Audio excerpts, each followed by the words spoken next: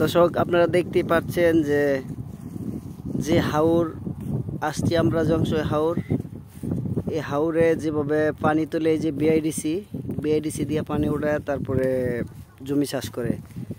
আর নতুন একটা দৃশ্য দেখাবো যে যেই বাদাম ক্ষেত কিভাবে তুলে এবং বাদাম ক্ষেত কিভাবে বাদাম চুইরে নিতে হয়। আমরা তো শুধু বাদামটাই পাই, কিন্তু আসলে কি অনেকেই তো জানি না যে বাদাম কিভাবে উড়াই।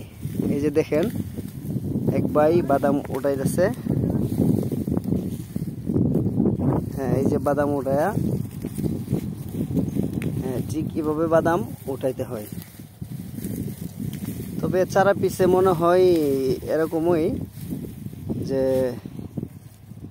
20-25টা বাদাম ধরে একটা চারাতে।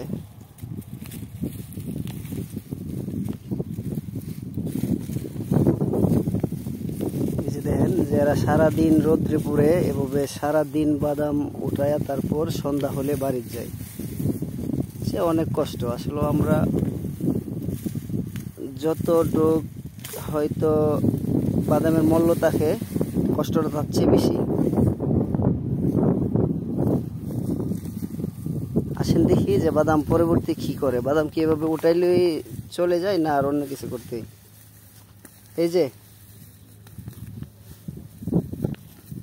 উঠায় এভাবে একদিন এরা রোদ্রে রাখে, রোদ্রে রাখার পর বাদামগুলা আবার জারা দেয়, যার থেকে এই যে মাটিটা কিছু সরে যায়, সরে গেলে বাদামটা একটু হালকা হয়ে যায়, তা নেওয়ার বেলা একটু আর কম হয় গাড়িটা। আপনারা দেখতেই পাচ্ছেন যে একটা গাছের